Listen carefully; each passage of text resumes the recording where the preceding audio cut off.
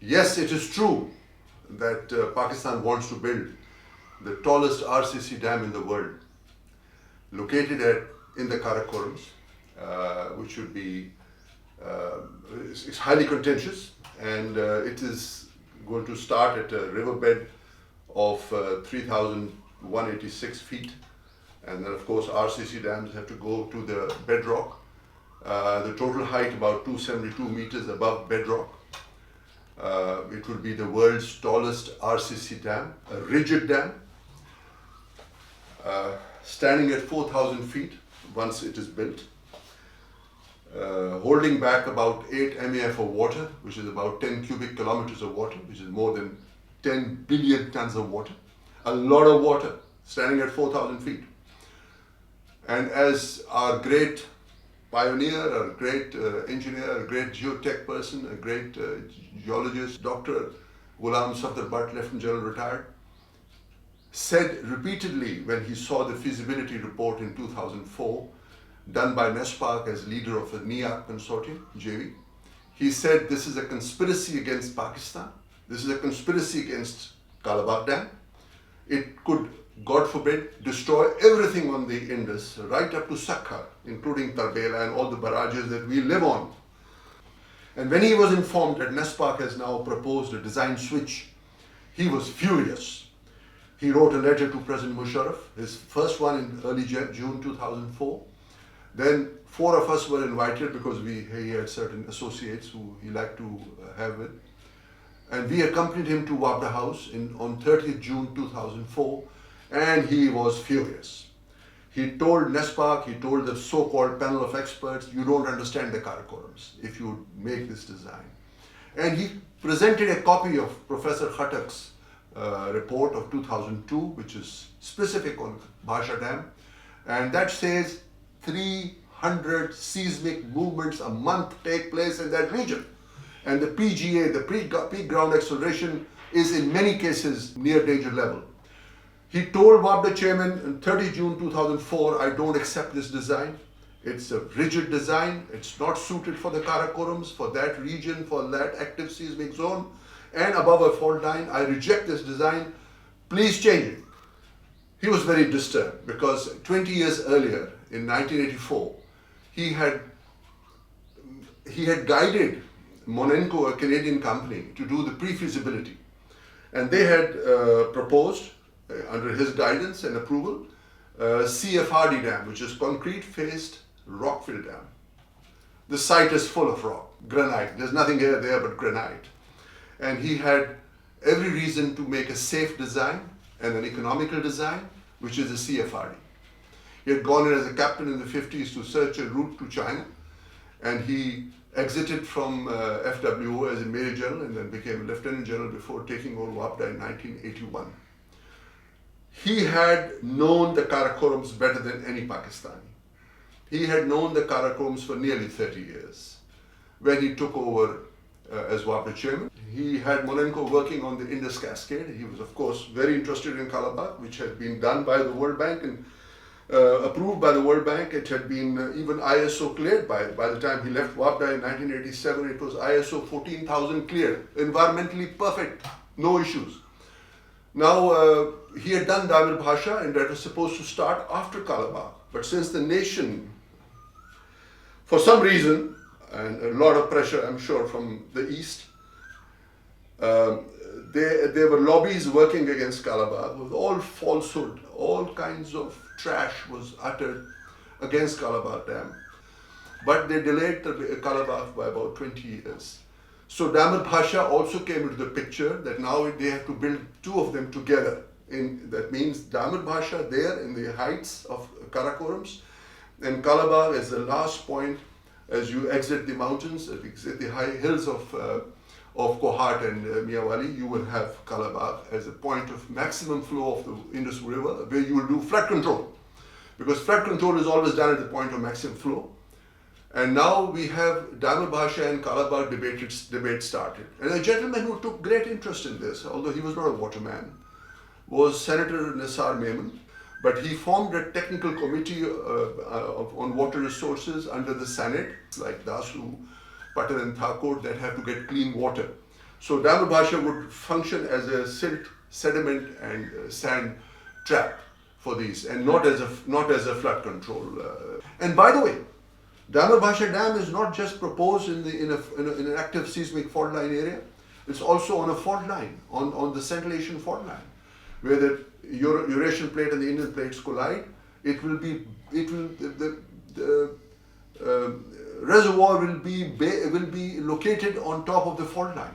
Remember Sichuan, 2008, 13th May 2008, a terrible event. After our earthquake of October 2005, we had something very similar, a very vicious earthquake that took place in Sichuan. Another 80,000 people perished because the Chinese had located the reservoir on a fault line. So we have everything that Dr. Butt has been saying to President Musharraf, and of course WAPDA chairman came true within 2-3 years of his campaign. Now starts the period of Diamer Bhasha as general manager, then member of water. Then he was given extension as member of water when Mr. Zardari became president, and he was also made chairman for a year and a half. Shakil Durrani was absolutely a callous personality who did not understand, didn't want to understand what was happening inside WAPDA, the chairman, up to 2012. So here we have a cocktail of these gentlemen who are not interested in the safety of the Diamer Bhasha Dam, but they're only interested in making a dam so large that nobody looks at Kalabagh anymore. They say, oh, not important, we can build it later. Although both the dams have to be built as per the final decision of the Technical Committee on Water Resources of the Senate, again something that was arranged by Senator Nisar Memon, and 7 members actually in 2005 rebelled against Abbasi, who didn't want the Kalabagh Dam apparently. So they rebelled and said, no, you have to include the Kalabagh Dam because it is an absolutely vital project for flood control. The Technical Committee was very critical of the 2004 feasibility proposal for Diamer Bhasha made by NIAC NESPAC, that it will be a tallest RCC structure, a rigid structure of 272 meters above bedrock. But it was the world's tallest RCC structure. And that was an extremely dangerous, hazardous undertaking which General Butt, and later we now know, after these 10 years have passed, we have now come to know that ACOM America has been writing, a great consultant been writing to WAPDA, they were ignored. Then they wrote to the Chief Justice of Pakistan in 2018, don't do this. You can build it so much safer and so much cheaper and so much quicker. Then we had Dr. Martin Wieland of Pauri also writing something similar, that CFRD is the only suitable dam here. And then we had the Technical Committee, already 2005, 7 members saying you have to build not a monster but a safe dam, not an RCC dam of course.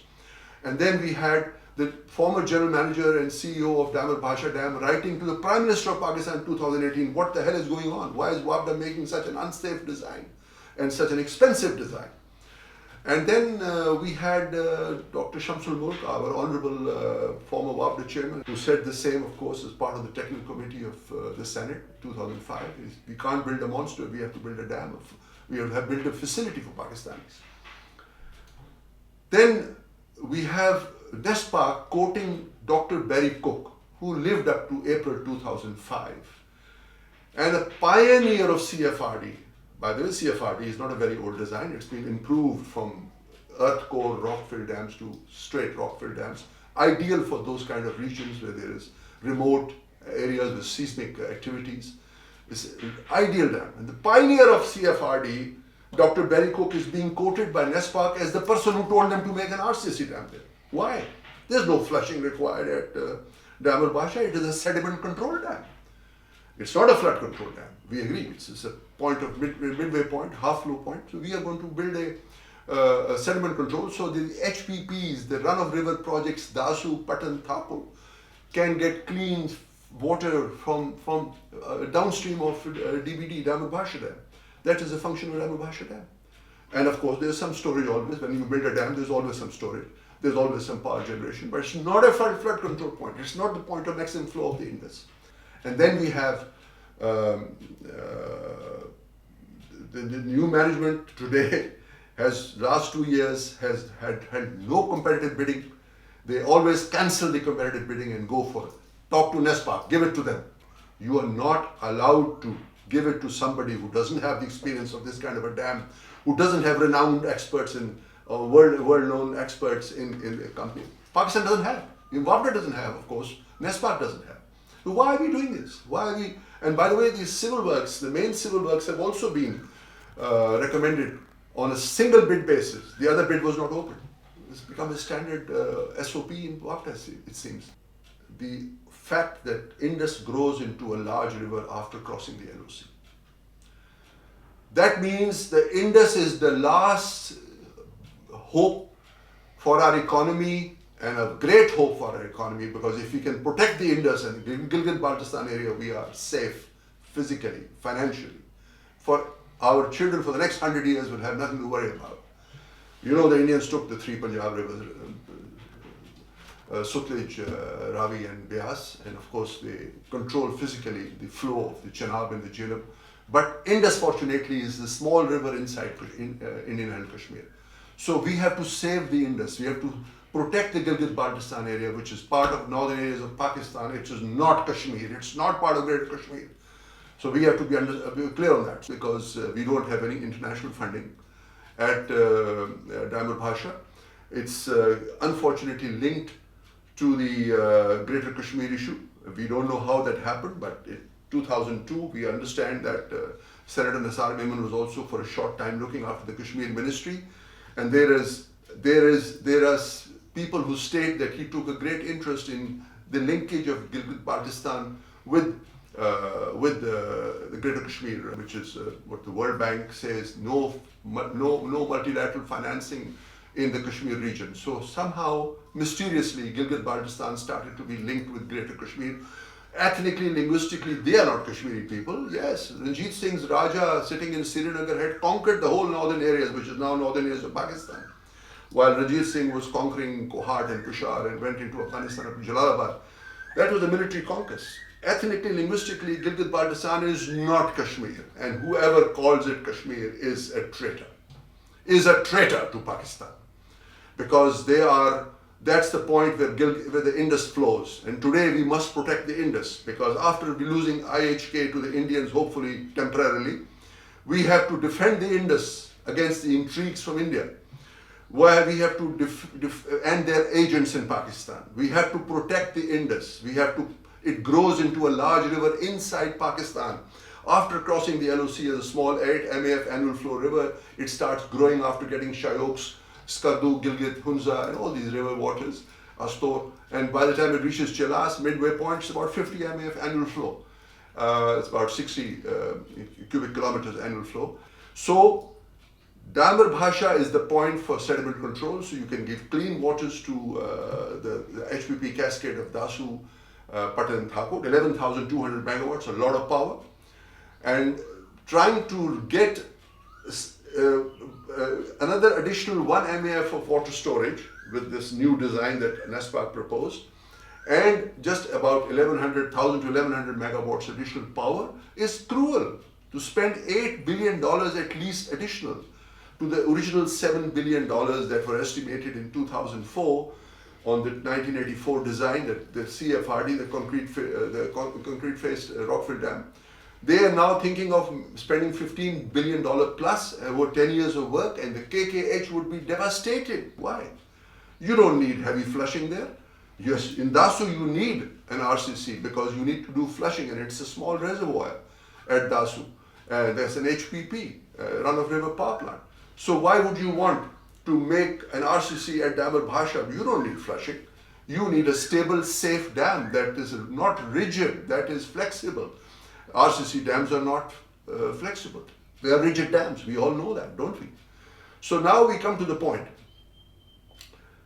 Why does WAPDA want to spend more than $15 billion and at least 20 years to construct a dam that will completely choke the KKH, because it will not be able to carry the load, all the material? Dasu is also being built these days. And no competition. No competition, no competitive bidding for the consultancy. Only NESPAC was declared eligible in the second round. And no competitive bidding for the main civil works, MW1. What is happening here? What is happening here? The world's largest, tallest RCC dam being built without competition, without a recognized dam consultant and expert. How will you do it? How will you handle it? So what prompted this design change is a big mystery for all of us. Why would you want to make an unsafe design that can potentially destroy all the structures, all the infrastructure on the Indus River, all the way to Sakar? Why would you do it? If you were a friend of Pakistan, why would you do it?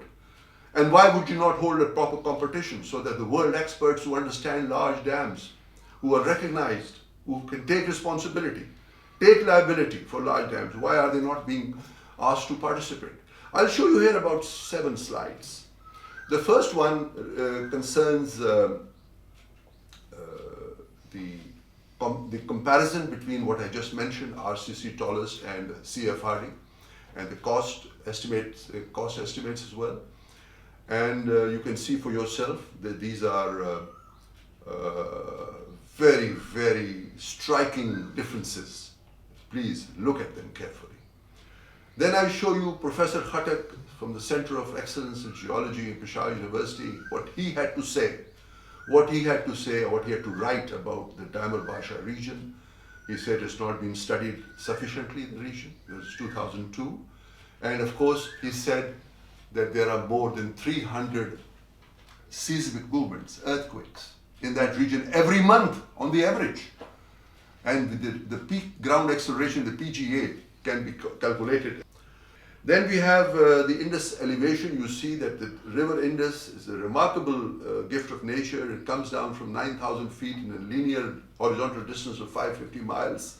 It's a true gift to Pakistan. And the Indians know it. The Indians know it, that if they can stop you building dams on the Indus, they can keep you weak, poor, and vulnerable, and your defense also vulnerable, because everything depends on the economy and the financial strength of a nation. NESPAC has made certain very strong statements in favor of RCC dams and against CFRD dams, which are actually flexible. And we therefore have printed a rejoinder as a slide, which we like to show you right now.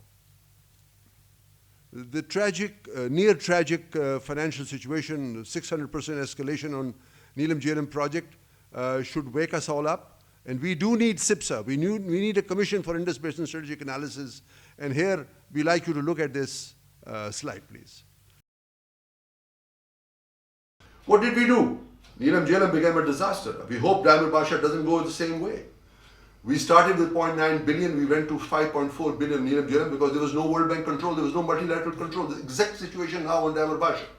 600% escalation, we went below the upper Jhelum stem. We denied Neelam waters to AJK. Indians took it also. Of course, they won the case in 2013 from the Permanent Court of Arbitration. So what do? We steal the waters of the Neelam by bringing it down. Yeah, we're stealing it from the AJK region. We had no right to do it. Who did it? Diamer Bhasha. Again, a protege of Senator Nisar Memon, who was 10 years at controlling WAPDA like that. So we had for 10 years a freeze on the design discussion of Diamer Bhasha. It's a taboo subject, we couldn't discuss it. Today, we cannot afford to destroy our economy. And we cannot afford to become vulnerable, our defense vulnerable, our economy vulnerable. Review the design, which is mandatory for them actually, obligatory. It's a very contentious, very controversial design. It has to be looked at before we pump in $15 to $20 billion into that project. We absolutely choke the Karakoram highway and we make our entire economy and nation vulnerable.